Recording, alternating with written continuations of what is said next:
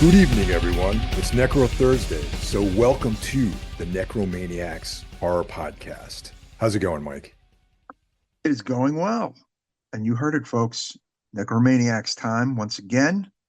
Your weekly look into the world of horror films. Well, folks, it is mid-March as we're taping this. And Mike, it looks like, I don't know, it looks like spring is in the air. What do you think so in Jersey? What are you thinking? I would agree. I was out earlier today, walking around, and Hmm. it's pretty nice out. I just had like a hoodie on and like a vest, and the weekend Yeah, was man. nice. And, it looks like the Hmm. weather's starting to get a little more spring-like. It is. Now, if you live in the Northeast, you know that this could be what's called false spring because a big snowstorm could come at the end of March. But I don't know. We will see what happens. I'm liking it. I'm also liking that it's not the sun isn't going down till 6:30 tonight or whatever, 7 o'clock or something like that. That's pretty cool. Yeah, that's the daylight savings thing is like every year.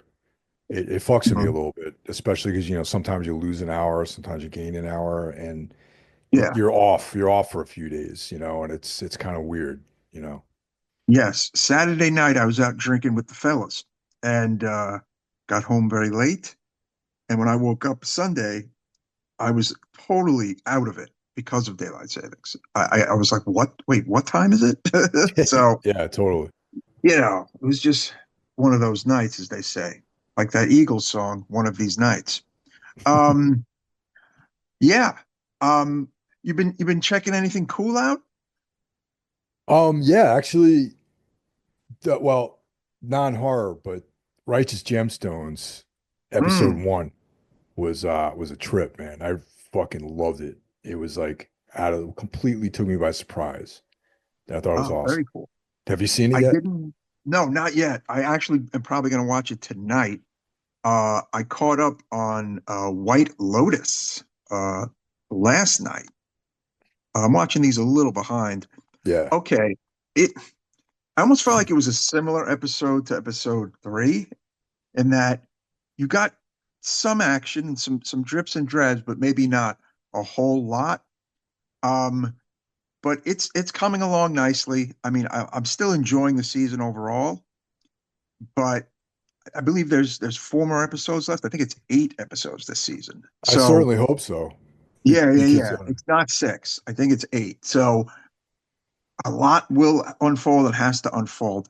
But I'm just going to say one thing that has crossed my mind as of this afternoon. I'm not trusting Mook at this point. I feel like she is not is not the person she seems. I feel like we're going to get some kind of big nuclear bomb about that character and who she really is. Any take on her at all? yeah, it seems that way. Mm. But I got to be honest about White Lotus. I love the first two seasons. I'm a little disappointed, man. Like I love a slow burn, but this Hmm. is a little too slow for me. And Yeah, I've heard other people say that about the season, and I'm on this actually really good Facebook group for White Lotus, and yes, some of the people on it are either really loving the season or they're like, yeah, this was kind of another semi-filler episode, and I'm like, oh, I kind of agree because we're getting a little more about the family, we're getting a little more about the whole hitman angle. Um, it's just I don't know. It's kind of drips and drabs. The three 40 something women angle. Um, it's they're moving it real slow. And again, there's about 4 episodes left for a bunch of shit to happen. Um, I'm not going anywhere. I'm committed to it. yeah, But if you're going to put it up against the other two seasons, then yes, this is definitely the third best season. You know. yeah. Real quick about back to Mook though. Mhm. They're like her and the guy got Tom, Gatelak. yeah, yeah, I Yeah. can't think. Yeah, yeah. So Uh-huh. they're obviously part of this story for some reason. Okay. Yes. They're not just like, their role in this whole drama hasn't really revealed itself. So I do believe that there is some behind the scenes stuff going on with both of them, really. I think that Mm, she's there's something afoot with her, and I have a feeling that the guy is like a mhm. secret badass or something like that. Like he used to be like a Yes, Guy talk. boxer or Yeah. something, Hmm. or some tough guy. Like he was like a because those guys in Thailand, their career is over by the time they're 20. You know what I mean? So he's got to be like a retired boxer or something. He's gonna Mm. like beat someone up when they go to Thailand, when they go to Bangkok or something like that. Yeah, like a lot of people thinking that Mook might have literally even been in conjunction with those robbers, and Yeah, and might just be a very sinister character. And she's definitely kind of leading him on. I mean, he's a good dude, you know what I'm yeah, saying? yeah. But what happens when good dudes are really pushed and put to the test in television and film, Michael? You know what I'm Exactly. Yeah. And I think that he's almost in the same way that Nicolas Cage's character Red was saying? like there he had a past, and then Mm. he's like living this simple life. And then when he's under this like duress, the badass comes out. I feel like that's what's going to happen to him. Like I feel like, he's like, 30 years old or whatever, and like he's got a steady job and whatever, he's moved on. But them going to Bangkok, there's something leading up to that. And then also Walton Goggins' character is going to Bangkok. Yeah, It yeah. revealed that, the person who murdered his dad is like the guy who owns the resort and all this stuff, you know what I mean? And then there's the Mhm. I forgot the character who's like the FBI is investigating. That's Yes. like a whole other thing that's going on. And all this stuff is connected. And then there's Greg slash Gary. Mhm. It's all I just Who kind of died wish in the that, early season? Yeah. Mhm. yeah, I kind of would I just feel a little I don't know, like like led on. I feel like by now we should be into the meat of the show at this point. Yeah, I found this cool article on Forbes where they call Mook the weirdest character and weirdest vibes on the show because we don't know really anything about her other than when we see her with what's his name, the other Gaitan character. And we, the show has not given her much aside from that, other than she's cute and she's pretty, and you know what I'm saying? It's just like, like there's definitely way more to her than this, like. But Yeah, yeah, just that's an enjoyable aspect of the season. I'm not very much entertained though from week to week, and that's part of it. It's like, okay, great, Saxon's a douchebag, like, we Mhm. got this, we got more cat and mouse going on. It's like there's a lot of backstory. There's a lot of characterization without any plot forwarding. You know what I mean? Like I feel like, okay, great, we know who everyone is, awesome, but there's too much interplay without forwarding the plot. And I Yeah. think that Okay. It's at been this four point, episodes of that. Yep. Hmm. yeah, Hmm. at this point, we know who everyone is. I mean, we have a sense of everybody. We know that we have a very good sketch of who all these people are, what they're all about for the most part, except for the ones that are mysteries. And now we should start moving towards developing the plot and getting some kind of resolution on some of this stuff. Yeah. And is it that easy to become a pillhead? The father became a pillhead in a span of, I don't know, not even 24 hours. Like, I Yeah. thought that was a bit much. But, dude, I don't know. I've never taken pills that recreationally before. I mean, is there some truth to taking those kind of pills in that fashion? Perhaps. But the fact that he's a raging addict, he went from never ever taking those pills to becoming a raging addict in a less than 48 hours time that has surpassed on the show. That was a bit of a stretch, I thought, but Yeah, it's been fun to watch. Yeah. I have no idea either about pills, so hard to say. But So yeah, yeah, it's horror folks, you horror folks, if you're not into White Lotus, we apologize. However, we yeah. enjoy the show. But other than that, yeah, I just got the Blu-ray from Grindhouse releasing of the movie Hollywood Yep. 90218. Um, no, I'm sorry, 90028. I said 90218 as if we were talking about Beverly Hills 90210. And this looks really cool. It looks really sleazy. It looks very Necromaniacs-esque.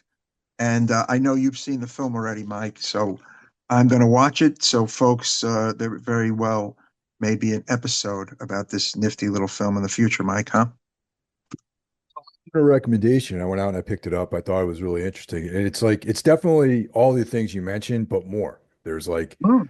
like it's very unique and it has a very artsy characteristic to it, which softens some of the intensity a little bit and makes it um it's still very, very hard hitting, but it's not as like straight up sleazy exploitation as you might think it's going to be. Right. And honestly, everything that Grindhouse Releasing has put out to me has always had this kind of special quality. Right. And I don't think they put out crap, you know? Yeah. Yeah, totally. Look, it may not be to everyone's taste, some of the stuff, but they carefully select what they're going to put to physical product. So, I'm excited to watch it and watch all the extras and, you know, yeah, I mean, they're such a cool company.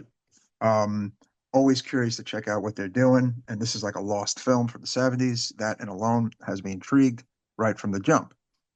Um, so yeah, look out for that in a future episode, kids. Um, Other than that, been reading some Savage Swords of Conan, uh, watching Daredevil season one from 2015, Mike Hill. One of the greatest things Marvel has ever done, in my opinion.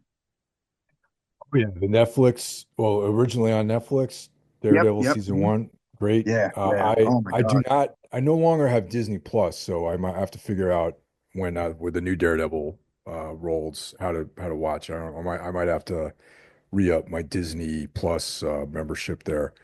But Yeah. um, but yeah, that's probably my one of my favorite things Marvel's ever done is that. Mm. Yeah, Born Again is on now. They just released the first two episodes. I am not watching it because I kind of want to rewatch the OG Daredevil because it is canon. So, and dude, that was a long time ago. I fucking forgot. Like, you know what I'm saying? I didn't even realize it was 2015. I thought it Dude, was that like long. Wow. 2019. Right? Like 2015? What? Like, come on.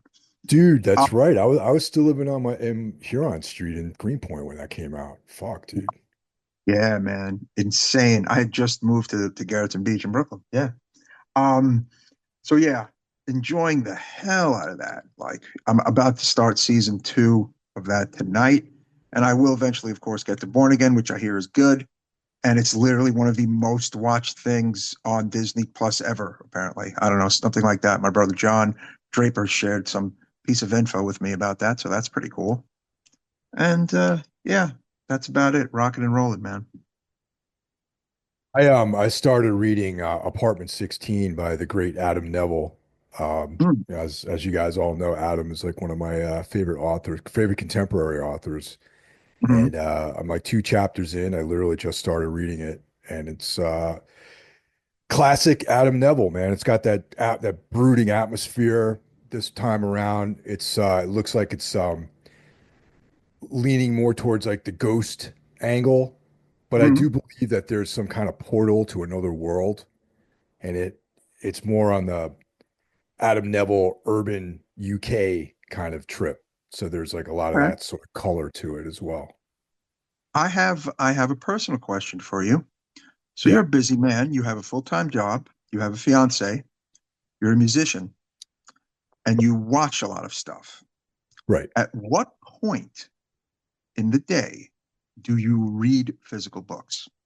Okay, first thing in the morning, I wake up, put the coffee on, I do all my stretching and all that sort of stuff. I do this like, because I can't move unless I stretch for like 20 Okay. minutes in the Oh, morning. that's good. Okay. That should rub off on me, Uh, hopefully. Yeah. yeah, I'm my body is like so damaged and shot that I need Hmm. to do all that stuff in the morning. Coffee, I read. Okay, Aha. I read at lunchtime. Okay, Hmm. and then like before lights out, I read on my iPad because like you do that in the dark. You don't need light for that necessarily. Right. And then Interesting. on the weekends, if there's like something I'm reading that I'm really interested in, like some, I'll knock out like if I have nothing going on a Saturday, which is, kind of rare. Mhm. I'll do a couple sittings, man, if I'm really into a book. Like that Joel I read All the Witnesses Are Gone by Joel Lane.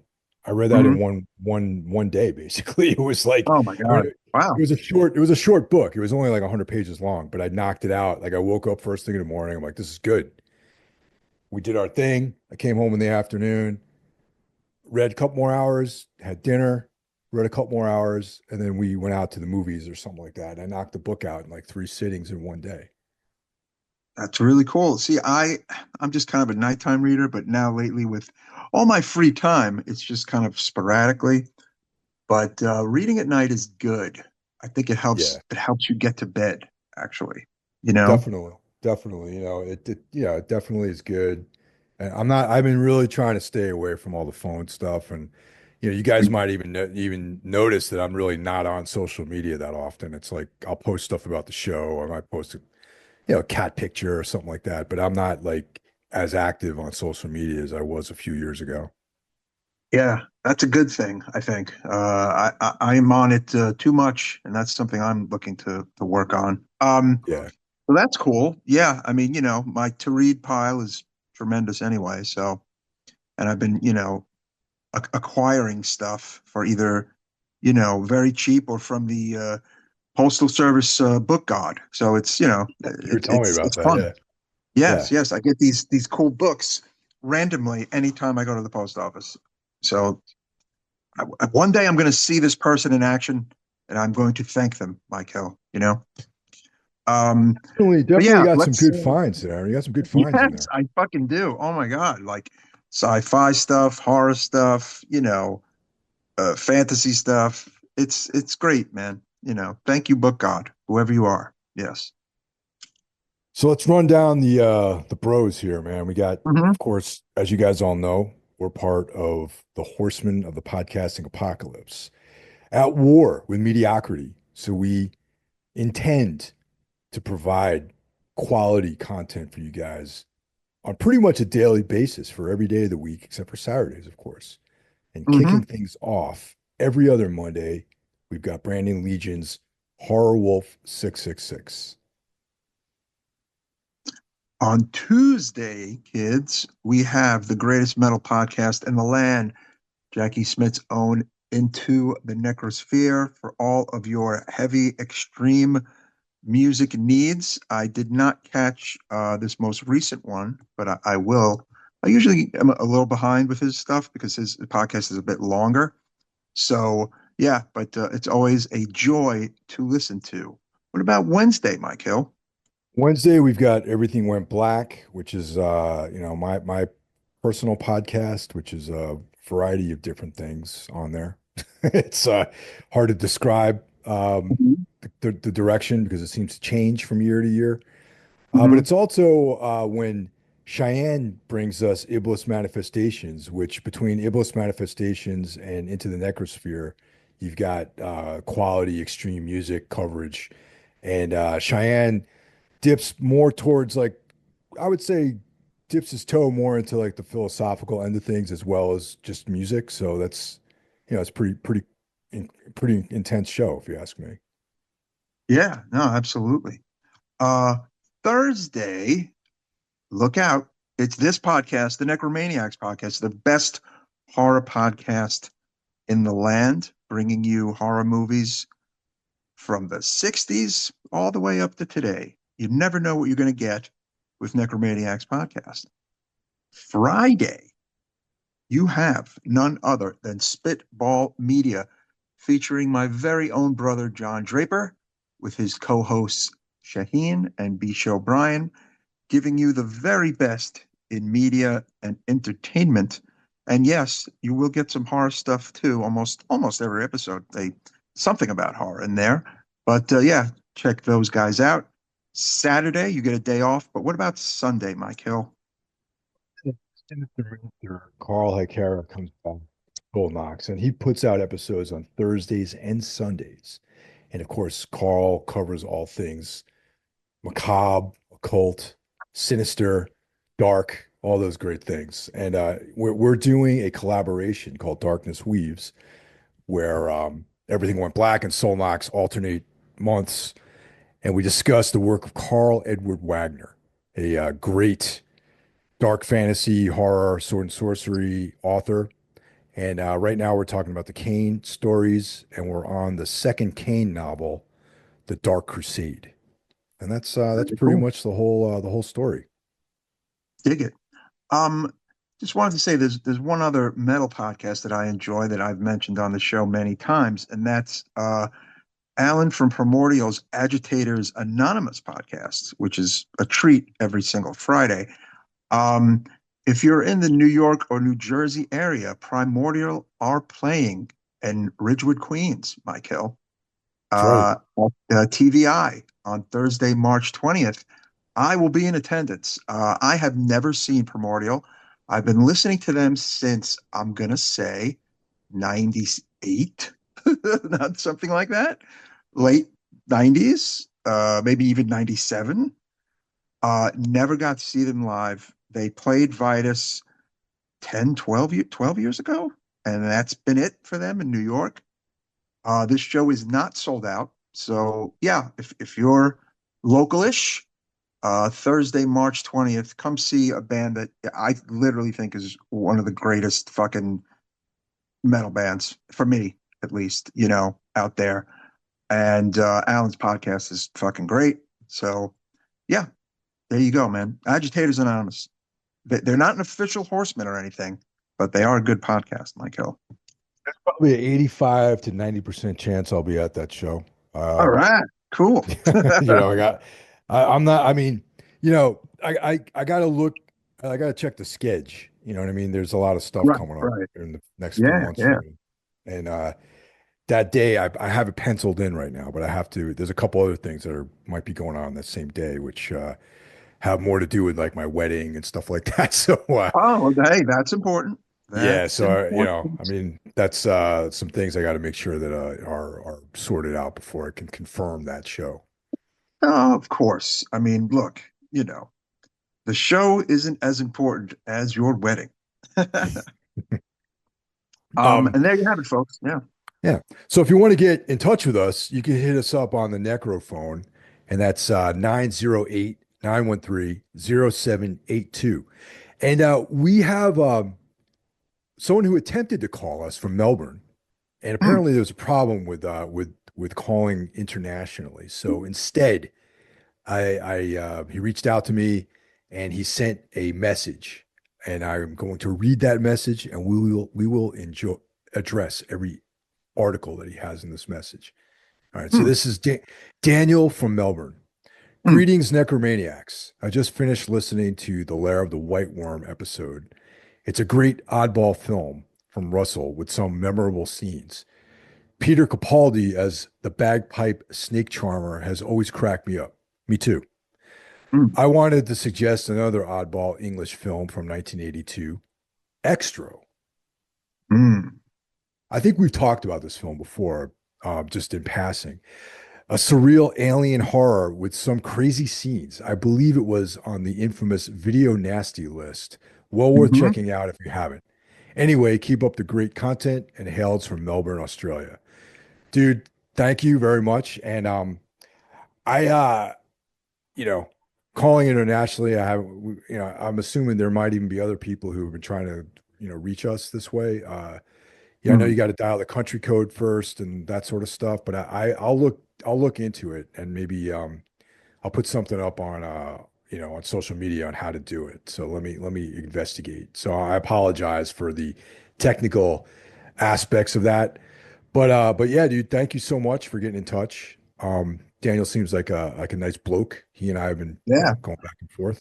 Oh, yeah, dude. Um, Australia is awesome. I mean, home of Destroyer 666, Sadistic Execution, Gospel of the Horns. I mean, come on now, yeah, totally. great movies, great culture.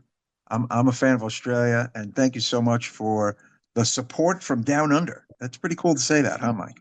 Oh yeah, dude. Werewolves, Yes. Psychoptic, Hmm. all those bands too, man. They're incredible.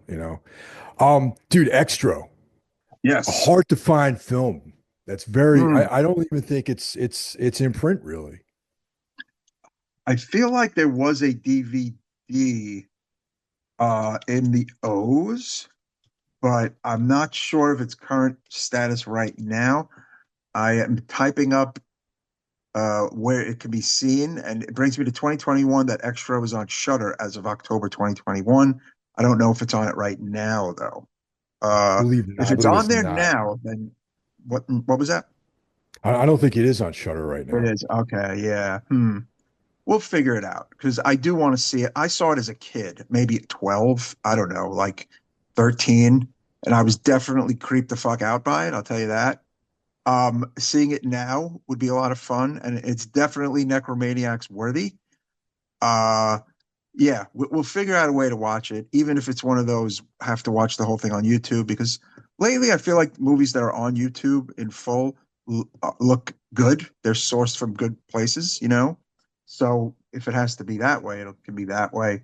I know there's this one infamous gross out scene in the movie. Mike, do you remember what I'm talking Oh, about? I do. I do. It's Yes, there was yes. that's probably what landed it on the video nasties list in Hmm. England, you know. Yes, and for those who don't know, that's the video nasties were the ones that they really hated over there that they felt were way too much for the general public. And a lot of those movies, if they were not banned outright, were released with major cuts to them. And then, I mean, some of them didn't really get restored to their original glory till the 2000s. So yeah, pretty fun times for censorship back then. Actually, it's surprising. There are some films they were very heavy-handed with what they put on that list too. There are some. Hmm. It's not Yeah, just super extreme stuff, but there are some films. Of course, the names are escape me that you're. I was actually surprised were placed on that list. yeah, yeah. I mean, what's weird is that, I've said it before. It's like they were very okay with nudity and sex, right? But when it came to violence, it was like, nope, like you could see some boobs on the TV in a lot of Europe, but like someone getting stabbed in the neck was no go. Whereas in America, it was quite the opposite. Would you agree? I think you're right about that. Yeah. Americans are uptight with nudity, but violence is totally cool. Yes, yes. Especially say, 20, 30 years ago. I mean, now I feel like you could definitely see nudity on anything cable and on a streamer, but I mean, let's be honest, most streamers don't have any nudity at all. Like I feel like nudity is like it kind of it was really forbidden, and then it was very kind of more out there, and now I feel like once again it's a little more back into the closet, so to speak, and you kind of like movies. No mainstream movie seems to have any nudity in it. Am I crazy? You probably have something there. Um, Hmm. Lately, I've been watching a lot of films from the 70s where you get it all, nudity and Yes. violence. So Yes. it's like, Right. Right. yeah, you get like women get slapped up, you get dudes getting shot in the face, it's like net, knives to the neck, like all that sort of stuff. Like Nicole Kidman to me is one of the very few examples of an A-list actress who has been totally okay with being nude. Like there's not a lot of examples, right? I think you're right about that. Yeah. I mean, Yeah. I'm trying to think. Scarlett Johansson was nude in a film. I think like once though, like not like it, like Nicole Kidman's been like a bunch, Yeah, And then she's there's been this, nude quite a yeah, bit. yeah. Yeah. There's this new one, Baby, where it's apparently lots of fun that I have not seen yet. Um, but it's not. It's definitely a little more taboo here in America. I don't know. Yeah. It's just my take. Yeah. No, it is. I think you're accurate about that. So yeah, thanks, Daniel. Awesome. We will investigate this phone call thing and also try to Mhm. figure out where to source extra because I really, really want to see it again. When I was at Chiller a couple of years ago, I think it was the Vinegar Syndrome table. They had Mhm. extra. They had extra two, and Ah, I was like, oh shit, extra. And the dude's like, oh, hold on now, be careful. And I'm like, it's oh part shit, two. it's extra two. So yeah, that's Mhm. hard to come by, man, So we'll try to find it, even if it's like an eBay thing or something. We'll see. Definitely. And yeah, once again, thanks for the support. All right, all right. Yeah. So that brings us to this week's feature, Bird with the Crystal Plumage, written Mhm. and directed by the maestro Dario Argento, and apparently it's his directing debut. Yes, absolutely. Young Dario was a film critic, as many know, and we've kind of covered his early days a bunch on the show. We definitely went into his whole career when we did his the documentary episode. I believe last year. I can't remember when, Yeah, a it year was and a half last ago. year. Yep. Yeah. Right, yeah. But yeah, this is his actual first film as a director, and he wrote it. And it was produced by, of course, his father, Salvatore Argento, who went on to produce nearly all of his early films. Um, of course, stars the wonderful American actor Tony Musante as Sam Dalmas, Susie Kendall as Julia, Enrico Maria Salerno as the very cool Inspector Morosini, uh, Eva Renzi as Monica Ranieri, Umberto Rejo as Alberto Ranieri, and that's the main cast, I would say. Yeah. There's a You yeah, a know, few other people involved too. Um, Actually, quick fun fact about Tony Musante. Anyone who watched Oz, mhm. an older Tony Musante played Nino Schibetta. That's right. And then And if you are a fan of the early 80s film, The Pope of Greenwich Village, Tony Musante is one of the stars of that film, as well yep. as one of the men in the mafia. Um, you know, right out of the jump, since we're speaking about him, him and Dario notoriously did not get along during the making of this movie. Apparently, he was a very big pain in the ass to Dario. And not only did him and Dario not get along, him and actress Eva Renzi also did not get along. Oh She wow. played, of course, Monica Ranieri. Yeah, I mean, there are some interesting stories about Tony Musante being super duper intense, showing up at Dario's apartment at 3 a.m. to discuss characterization. So Dario was very annoyed by him. Oh man. However, I thought he did a great job in this movie. I kind of liked him, and I personally met him about 12 years ago. I went to a Really? screening of Bird. Yeah, at I went to a screening of Bird with Crystal Plumage in the Village, and he Hmm. was there. And I got my Bird DVD sleeve signed by him, so he was nice. Yeah, he played Uncle Pete in Pope of Greenwich Village, the guy who cut Mhm. off Eric Roberts' thumbs or whatever. Yes, yes, exactly.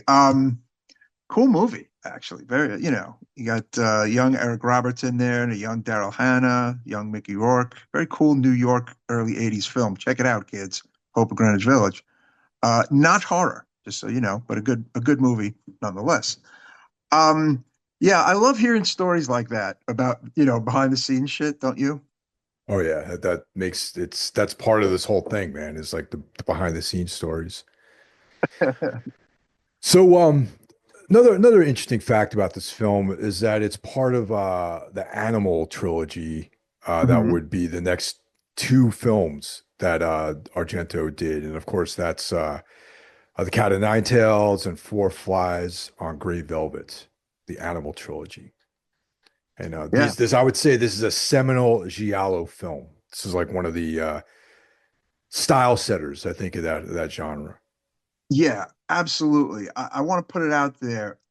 This is not the first Giallo. The first Giallo is actually Mario Bava's The Girl Who Knew Too Much. Great film from 1963. Um, and then another one that's really, really good that predates Bird is Lucio Fulci's One on Top of the Other, which is, I've mentioned that on the show many Yeah. times. I've tried to get us to cover it, but Mike has been having trouble locating the film Yeah, dude, online. I Yeah. want to see it, man. I definitely, I mean, I'm like into this style of shit, and there's so many movies out there that it's hard to, track them down sometimes. Yeah, I have a DVD of it, so that's how I've been able to see it. But then comes this one. Bird was shot in 1969 and released in 1970, but its impact changed everything. Again, it's not the first giallo, but it's the first giallo to literally create the giallo genre. And after you watch this, and if you've seen a shit ton of other giallo alongside this, you can see just how much this movie was an influence. Because I feel like this movie was just a template for everything that kind of came after it, Mike. You know what I'm saying? Yeah, exactly. And the interesting thing about the genre of giallo films is that they're crime dramas, Hmm. but with more extremity. So it Right. dips into the horror, the world of horror. You know what I mean? Like Hmm. Yeah. it's very rare that there's a supernatural element involved in these films. It's usually a killer. There's like some red herrings involved in the plot.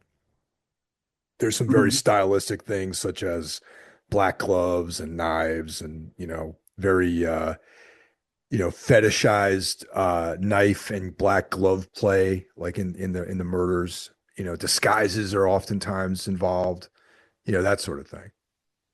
Exactly. I mean, Dario himself famously is the one wearing the black gloves in every scene of the black glove, killer, which is really cool. And that went on to become his thing with every one of his movies, starting right here. This movie played in America. It did extremely well in Italy, of course, which is why a lot of other directors kind of, copycatted it. Yeah, I've said before on the show, if something does well in America back in the 60s and 70s, the Italians would really ape it. But this time around, you had an Italian grown film that Italians were aping after the fact. Um, and you know what? Like, we covered Clute a few weeks ago, and I immediately noticed that, that there was a lot of similarities in the like kind of the vibe and in that music. The music for Bird is Ennio Morricone, and Yeah. there's this, you know, female vocal of like la la la that is literally in Clute actually a few times, and it's in this movie a year earlier. So I thought that was very interesting. Again, I, I don't know if it's just coincidence. I think it's coincidence, honestly. Dario was not. I mean, it was his first movie. Like he wasn't a sensation in America like in 70. I mean, he just begun. I think it's just a lot of, you know, coincidental things, but who knows? It did play in New York, it did play in America. So um you never know. I mean, there's no Yeah. way of quantifying it, but it's just a cool coincidence. And then like the opening scene of this movie, I felt like again, I've seen it so many times in other films and in other thrillers, and you know, there are even moments of like in Dress to Kill where it's like, oh wow, it's like I totally see Italian cinema here. And this movie is really, I think, ground zero for that, and that's why it's kind Yeah. of such an important movie. Yeah. Yeah. And for a guy like, Dario to come out with this as his first film, it's like, pretty fucking incredible, really, to have this quality of film produced as your directorial debut. Yeah, I mean, I watched this on my Anchor Blu-ray, and it is just a really beautiful looking film. It's very like it's slick, it looks good, it's shot very well, it's scored very well. It's like really up there for a first film, Mike, don't you think? Oh yeah, yeah, definitely, definitely. So this one I think we can do our new format Yeah. where Mhm. we give our rating and then we reveal the spoiler at the end because there is some spoilers that we don't want to ruin the movie for anyone who hasn't seen this film. Yeah, absolutely. Yeah. Absolutely. So we've got Sam Dalmas and his girlfriend Julia, and Mhm. they're in Rome. And Sam is a writer, but he's experiencing writer's block. So he went on vacation to kind of deal with that. But they're at the Mhm. tail end of their visit to Rome, and they're getting ready to go back to the States. Yes. And And this yeah, mhm. so go ahead. Yeah, go ahead, Mike. This movie kicks off the whole trope of the American abroad with Dario too, right? Like there's always Yeah, an American in his movie that may or may not be the hero of the movie or whatever, the main character, and they have a wife or a girlfriend. This time his girlfriend is British. It's just, again, I almost feel like this trope was also not just Dario's. It went on to be other giallo directors as well. It's kind of cool, you know. But yeah, like you said, he's a writer with writer's block. And while walking home one evening, he passes by like an art gallery and he sees what looks like a woman being attacked by a male figure in black with a raincoat and black leather gloves, struggling with a knife, right? Yeah, yeah. And so, that's what it seems like. So he gets caught between the two doors because he tries to go in there and, Mhm. intervene and upset this attack. So he Mhm. gets, and then the guy, the person who was one of them escapes. Let's put it this way. Right. Okay. Yes. Yeah. The The escape. The attacker. visually assumed attacker escapes, and the woman whose name is Monica Ranieri, attractive redheaded woman, has a knife wound on her, and she's makes it to down these steps, and she's kind of bleeding out. And a person walks by, and Sam is able to get the person to get the police. The police finally get there, and the woman, it turns out, is okay. The stab wound isn't really that big of a deal. She will live. Obviously, they take her to the hospital. But poor Sam is like practically arrested by the police because they think Sam was at fault somehow, or they think that Sam knows way more than he's letting on, and they're kind of treating him like shit, huh, Mike? Yeah, well, that's not completely out of line though. I mean, I imagine like if think about it, if you didn't witness the attack and there's like some guy who's on at the scene of the crime, you're gonna want to keep your eye on him. You know what I mean? And he's from out of the country. So when they're interviewing him, the cops are like, "Oh, let me see your passport," and they just kind of put it in his pocket. And Sam's like, hey, my Mm. passport. It's like they're like, all right, we're gonna put you on ice for a little while. You ain't going anywhere. So don't plan on leaving. Mhm. Don't plan on leaving town anytime soon. A little bit more about the woman. Her name, like I said, is Monica Ranieri. She is the wife of the gallery where this whole thing happens, owner, Alberto Ranieri. And they, of course, become a very important part of the story. But yeah, right now, Sam is being hounded by the police, and he is kind of like questioning himself that he thinks there is more to what he saw that night. And we have these scenes of him kind of playing that struggle between the woman and the knifed assailant in his head over and over, kind of interstitched with that cool Morricone music, huh? I think those scenes were very effective because they keep asking him about whether, like trying to draw details out of him, trying to say, do you see his face? Do you know what he looks like? Do you have like, and Mhm. he relives that in a very, very effective scenes where he tried to get a visual on what he actually saw and it kind of haunts him a little bit. Yeah. One of the cops investigated him as one of the major characters in the movie, Inspector Morosini, who, really kind of initially has it in for Sam. And then, he kind of realizes that, Sam really didn't do anything wrong. He just kind of got caught up in a bad situation. Um, but Sam, after all this, he meets with his girlfriend and he kind of, since he's got this free time and he's got the writer's block, he becomes a little detective himself, right, Mike? He wants to kind of help the inspector in this investigation and just start doing some digging about everything. And he visits an antique shop where there was an initial victim had worked.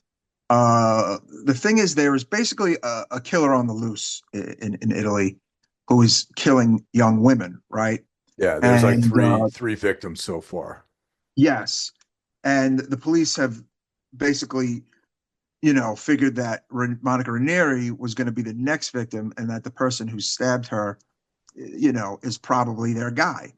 And Sam thinks this as well, and he's, trying to do his due diligence in this case to help out the police because, well, he's a man of leisure, right, Sam Damas? Well, at this point, he is too, because he's a writer with writer's block, and he can't leave the country and go back home. So, he's figuring, Also, he's probably, he's obsessed a little bit because Yes, he also yes. he believes that, and I found this to be the one of the most compelling parts of his character and how he fits into the film, where he's second guessing himself. Like, did I not, am I not seeing something? Did I see something and my brain is blocking it or something? He's like I said earlier, he's like reliving this thing. So I think that he also wants some kind of closure on this incident too, because he was an eyewitness. You know what's cool? Look, since we've both seen the movie, I'm not going to say it yet, but after you've seen it and when you watch it again and you see that initial scene, the truth is looking right at you if you really Yeah. watch it. But we're Yep. going to get to that at the end. The truth is Yeah. there, folks. I love mysteries. I love giallos. And I really like this movie. It's like my number four Argento movie, actually. So that's one of the cool things about this movie is Sam second guessing himself and replaying the scene in his head, being convinced that there is more to what he saw, and you as the viewer are now also going, yeah, there had to be something else. What was there? But anyway, Yeah. um, he goes to that antique shop where it turns out the first victim worked, or I don't know if she, well, did she work or was she? No, no, she worked there actually. Yeah, the Yes. first victim worked there. The first victim out of the ones that, out of the three that were murdered, worked there. And Mm, so the last thing that was sold on the day of her murder was this painting, a mm. black and white painting of a guy in a raincoat stabbing a young woman in like a snow on a in a snowy field, like on like a mountainside or some sort of like snowy landscape like that. Yes, dude, Like I real love that creepy. painting. That is a Yeah. sick painting. I've Dude, I always, wish I ever since had I it. saw this movie, I know, like a print of it. Dude, that is a bonkers painting. And he brings the print home and he brings it into the apartment with him and his girlfriend. And the girlfriend is like, "What is that? Why are you hanging Of that up?" course. Yeah, And that's it's like a creepy fuck super out by realistic reaction too by Julia. Imagine coming home like, it's just like, it. oh yeah, Mhm. honey, look what I got today. It's like some guy murdering a woman like with a knife. It's like, oh, great. Worth noting, of course, Julia is played by the wonderful Susie Kendall, who is in the excellent 1973 Giallo, which we covered, Torso, Michael. Yep, She's the that's right. star. That's That's right. right. Hell yeah. Yeah. Great actress. Of course, right after this, they get a lovely phone call from, an obscene phone call from the killer, threatening to kill Julia, Susie Kendall, unless Stam drops his investigation. So the killer is literally already onto Sam, which again is real interesting, right? Because Yeah. how the fuck have they how like that means somebody's been watching Sam this whole time, right? Like, right, Mike? Yeah, basically. Yeah. So I was, that's my takeaway too, Yeah, yeah. And that's somebody, it's like, again, taking a step back, they had to know that he was a witness to what was happening in the gallery. So they Right. already know a bunch about Sam, which makes you, as the viewer, kind of nervous for Sam, right? Yeah. And once again, like you were saying, you guys out there haven't seen this movie, watch this. We're not going to spoil it, or we will. You can listen to the spoiler, but watch this movie and all these pieces fit together very nicely. Yeah, yeah. There's an attempt on Sam and his girlfriend's life on the street too at one point, where they have like a police presence watching them. Um, like I said, he's kind of doing his own thing. The police are out there doing their thing, but Sam figures out that there's the artist of the painting who lives in a nearby town. This is a Yeah. great scene.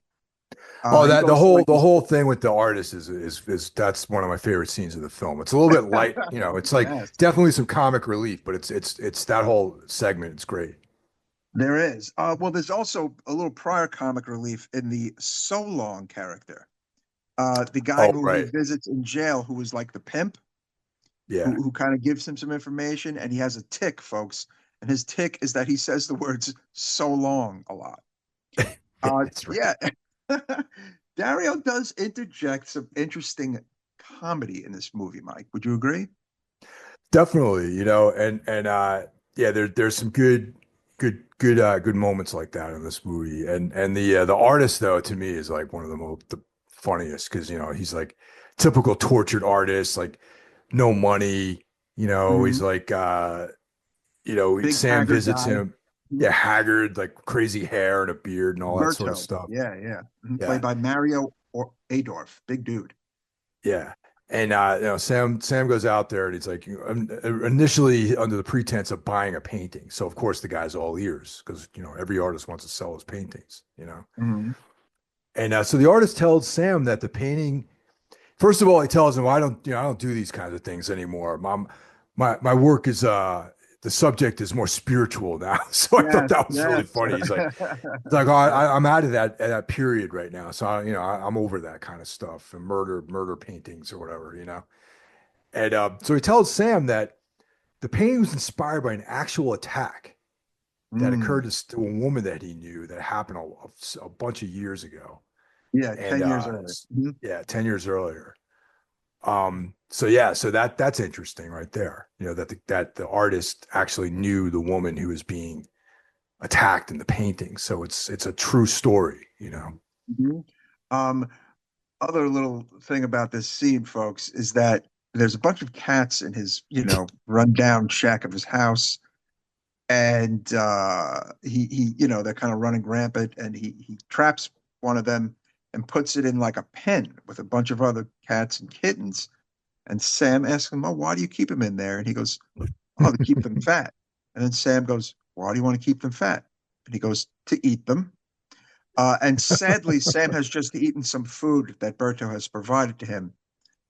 And yeah, unfortunately, Sam has realized he has eaten a cat and it runs out of the house, basically, right, Mike? Yeah. So that's, cat lovers out there, that resonates a little bit. I Yeah, love cats yes. and, Me it'll bum too. me out Me too. too. Yeah. No, no fun.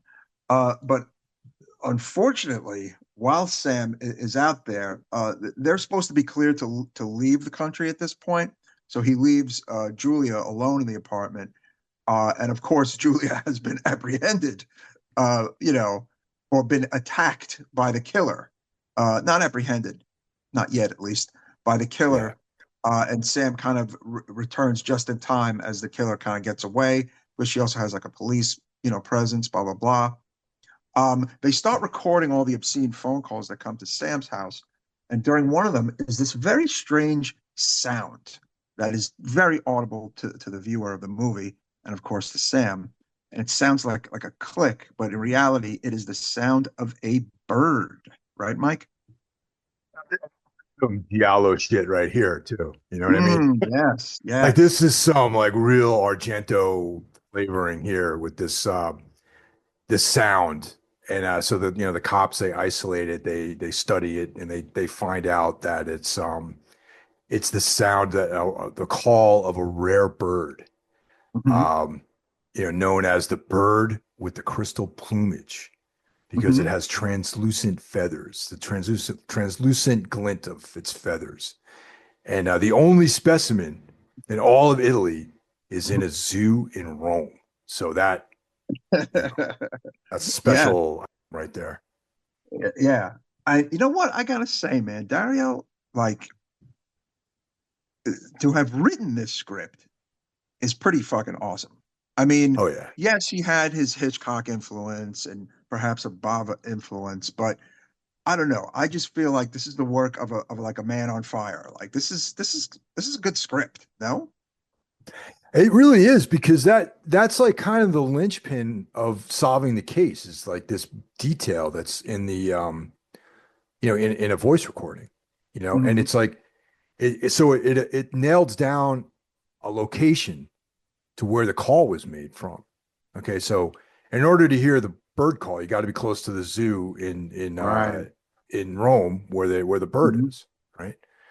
And yeah, so they figure that out and they realize that the Ranieri's apartment, Hmm. overlooks The zoo. it's close to the zoo. and Yeah. near the coincidentally near the cage where the bird is located. Yes. Yeah, And they go to the zoo, of course, to observe the bird, and wouldn't you know, they start hearing screams above them from the apartment about the second and third floor.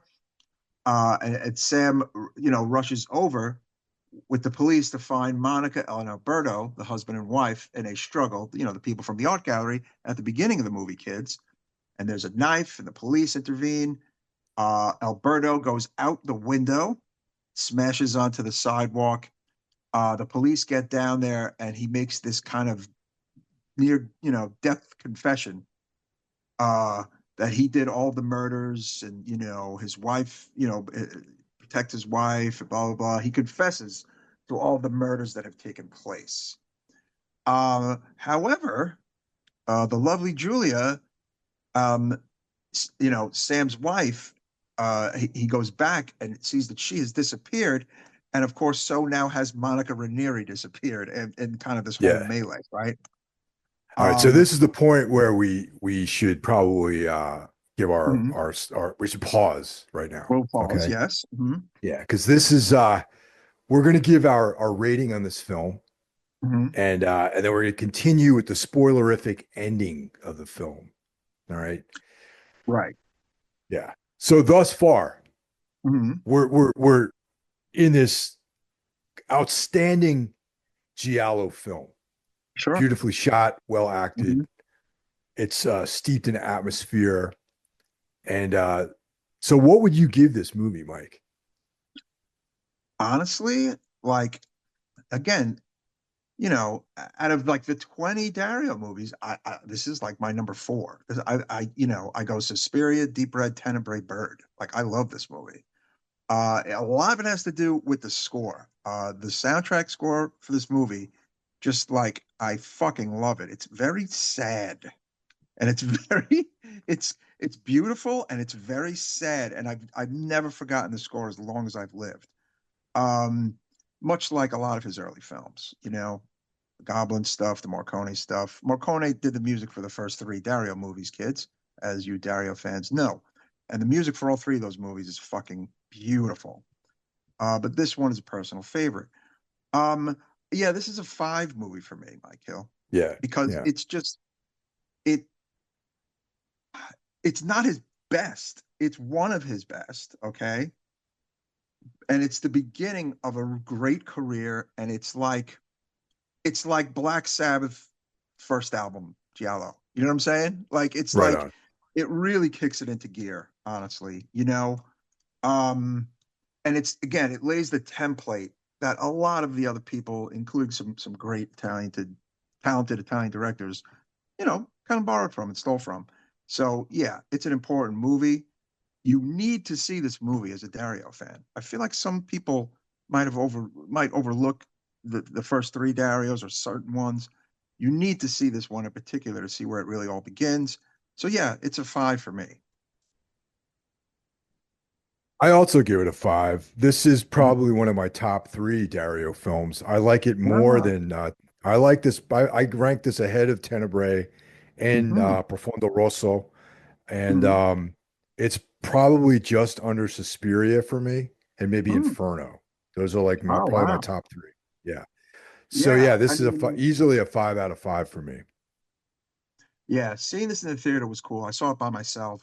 And it was just great. I think I have like some little poster thing from it somewhere too. I wish I had gotten that signed by the late Tony Musante, but I've got my cool DVD sleeve nonetheless.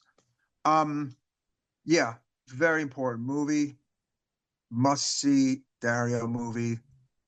Um, be interesting to see what the listeners think of this movie, or like the Dario fan listeners, whether they rate this particular one. Because I don't know, I almost feel like this isn't as discussed as the other ones we've mentioned. But yeah, man, it's a Yeah. double five for the two of us. Yeah, and especially since like I mean, there's a couple of hurdles to get into this movie too. It's like number one, it's like an Mhm, early film for him. Number two, giallos are definitely not for everybody. You know what I mean? So mhm, you have to like the genre. Where like something like Suspiria and Inferno and that sort of mhm. stuff, and ten, those are not they have more of a supernatural vibe to them. Like they're ghost stories basically, or there's straight horror films, They're horror. so Yes, they are straight up yeah, horror. Exactly. yeah. Exactly. So So here we go, I'm folks. interested to see what people think of it. So Hmm. with that said, we're gonna move on to the spoilerific conclusion of this. So Hmm. yeah. All right. So Julia's missing. Hmm. Okay. And Sam finds her in this dark apartment where Hmm. she's tied up and gagged. And so is And his buddy Carlo. Yeah. yeah, who coincidentally is dead. Yes. They're like he looks alive in the chair, but he's dead. Yeah, we didn't mention Yeah. Carlo earlier. It's a professor who is a friend of Sam's. Yeah. Then we see Monica Ranieri in a black raincoat laughing hysterically. Now, Monica, from the beginning of the film, we believed she was being attacked and she was stabbed and she ended up in the hospital, but she recovered. Okay. Yeah. And then at that point, it all comes rushing back to Sam that what he witnessed that night was not, was Monica was not being attacked, but she Mhm. was trying to kill Alberto, her husband. Yes. Who So was yeah, wearing a so black trench coat. Yes, exactly. yeah, yeah, She was the aggressor. yep, And like I said a little while ago, if you watch it and you watch that opening scene and you really look close, you can see she's the aggressor. It's just that in your head you're seeing a man in black with a raincoat and a not like you know what I'm saying? Um yeah.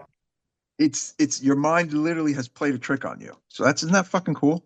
And that also and it also kind of calls back to when the police are interviewing Sam. Mhm. Like, are you, and him racking his brain to figure out if he missed something, right? Because there's always this like sense that Sam thinks he missed something when he's recalling what happened that night. And in reality is he completely misread the entire situation. Yeah. Yeah. Very cool. Real cool. Yeah. Yeah, so she's laughing maniacally, looking all hot and crazy, like most, crazy hot killer women do.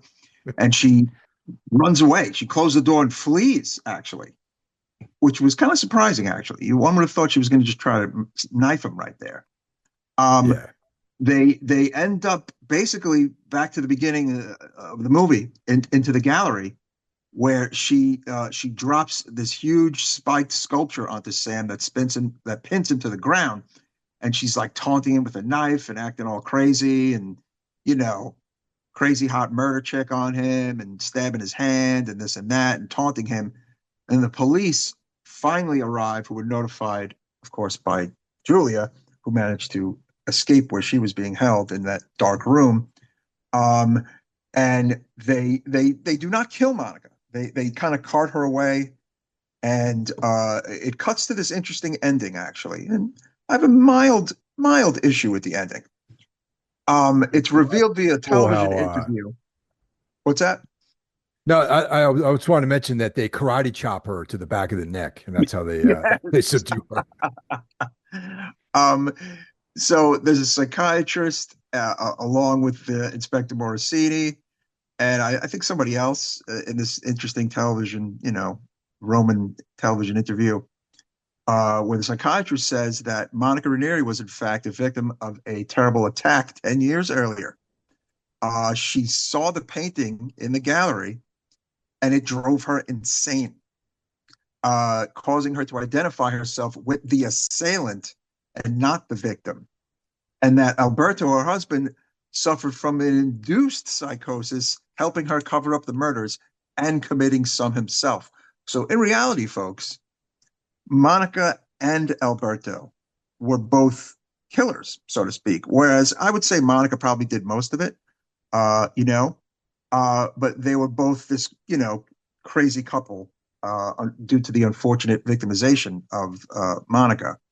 Um, and then you hear that beautiful score come up from Morricone, and you see Sam and Julia getting onto an airplane, and the airplane takes off, and you hear the theme from the movie, and the titles come up, and the movie is over.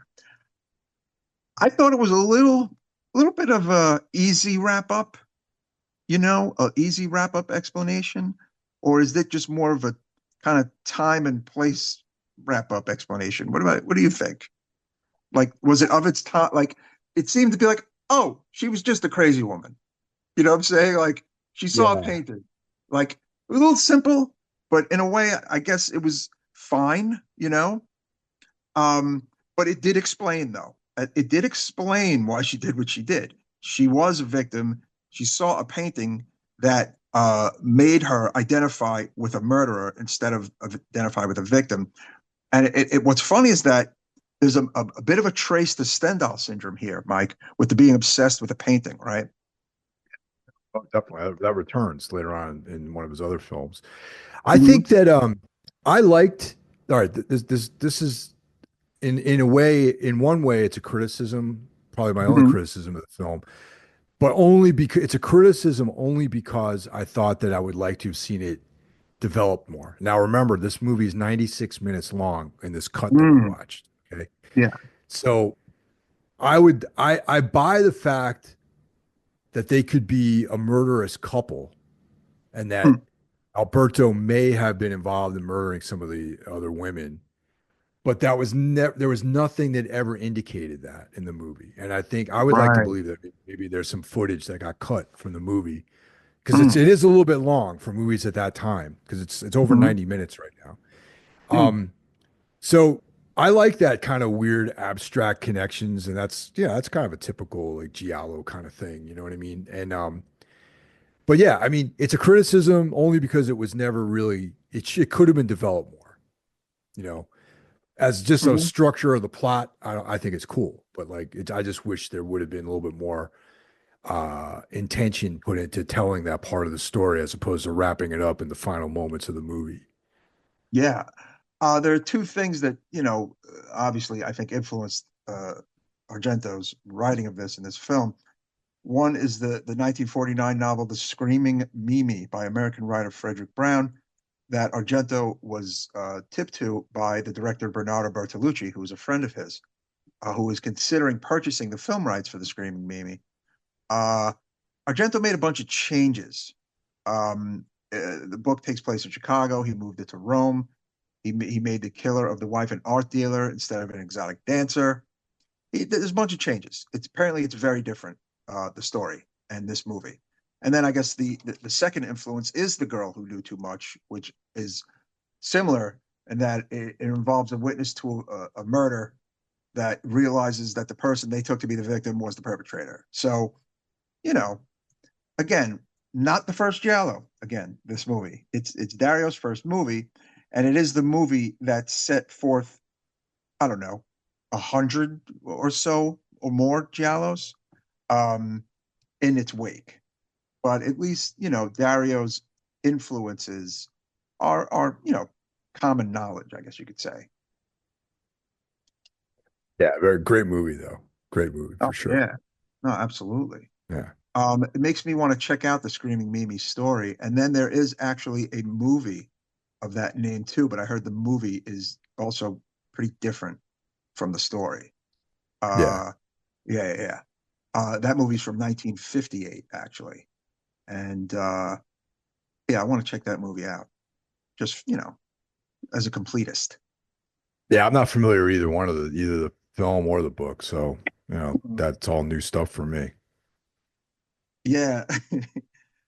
Like, Tony Musante getting this movie is interesting. And I feel like I love the whole idea of the American in Italy in peril, don't you? Yeah, yeah, definitely. It makes for like a cool story. And I wish that Dario would have done something where it was like an American female in peril.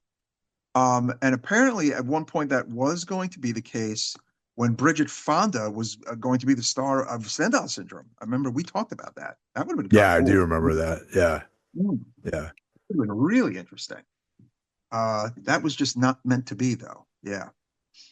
But yeah, man, Roger Ebert actually gave this film 3 out of 4 stars back in the day, saying it's a pretty good thriller. But its scares are on a much more basic level than a Hitchcock thriller. Um, Rotten Tomatoes has 85% score of this film, I believe currently, or at least as of a couple of years ago. Um, Impressive debut for Dario Argento. Yeah, you can get this movie on Blu-ray from Arrow. It's I believe it's streaming right now, right? It's on Shutter and it's also, I believe, on the Arrow Player app, which Exactly. most of their films, I think, if not all of their movies that they released as hard copies are on the Arrow Player right now. hmm The other thing that this kicked off was the usage of an animal name in a giallo title. Because after this, you got Blackberry with the tarantula, Iguana with the tongue of fire, Don't Torture a Duckling, and then there's others too. But aside from this being the first of the animal trilogy for Dario, it was the first, of the Italian records to have this usage of an animal in its title, which I Yeah, like. yeah, yeah, definitely. Yeah. Mhm. So there you go, guys. That's another Dario film. You know what? It'd be cool to cover these first three films.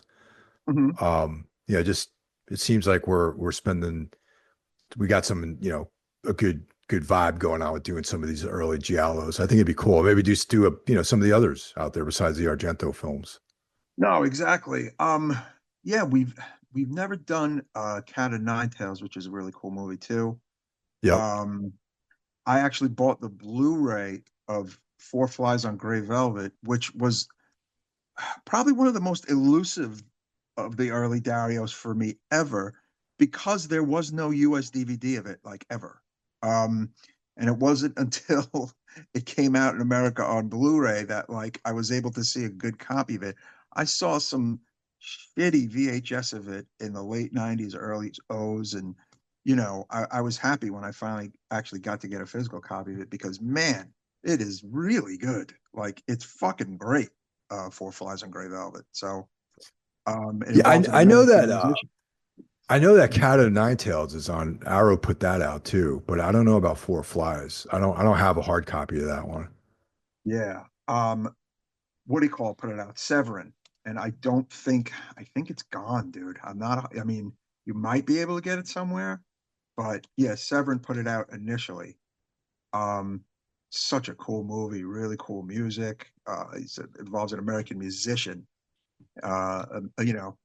amidst a giallo crime setting. So really cool.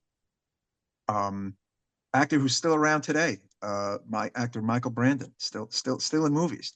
The Oh star of shit. that. Yeah, yeah. Um, so yeah, that's a potential future film for this show for sure. But as far as like 2025 horror, we're at the beginning of March right now. Um, has anything hit your way? Like any kind of buzz about anything just yet? I mean, there were movies like that Wolfman movie came out, uh, Right. which was a little bit disappointing. If any of you Mm. guys, well, we didn't get a chance to record that episode yet, but that's kind of blowing that spot on that one. But like, yeah, that one was a little iffy. And there's Yeah, I heard it's very bad. Yeah, I heard it's very bad. uh the monkey, the Oz Perkins thing. Yes. Jeff saw that and he Mhm. reported back to me about it. And he gave it less than glowing Ah, you know marks on that. yeah, So that I do want to see. yeah, I mean I'm definitely going to see it. I don't I had nothing's really jumped out yet. I mean, this might be off to a little bit of a slow start this year, you know. Okay. I mean, hell, last year had a similar vibe. It was a slow start, and then it just, you know, got bonkers. So maybe this will be a similar year, right? Yeah, there was I mean last year I remember the big one was Late Night with the Devil. Like Hmm. that something I was looking forward to that at the end of 2023. You Yeah, know what I yeah, mean? yeah. So that was Hmm. something that I was on my radar going into the new year. Um, but as far as like anything right now, there was like, the Wolfman movie was something I was looking forward to seeing. Um, but yeah, nothing as of yet really has been jumping out at me, you know. Yeah, and listeners, if there's anything brand new you've seen that you think we'll dig or we should definitely cover, just let us Oh, know. You know? Yeah. actually, sorry to interrupt you there. 28 years later, that was the one I was looking Yes. forward to. Yeah. Hmm. That one's got some potential, you know. It's Danny Boyle. There's a movie called The Ritual. That one kind of looked cool. Hmm. Um, you know, and it's like actually I think Al Pacino's in The Ritual. So Okay. Okay. he plays a priest.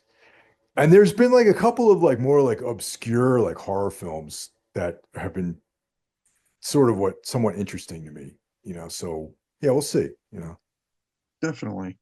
But yeah, we hope you enjoyed this trip to Rome. We've been there a couple of times on the show, and I think a lot of the listeners appreciate the Dario stuff and the Italian stuff. So yeah, we hope you have a great week, right, Mike? That's right. And we'll talk to you guys next week. Take care now. Cheers.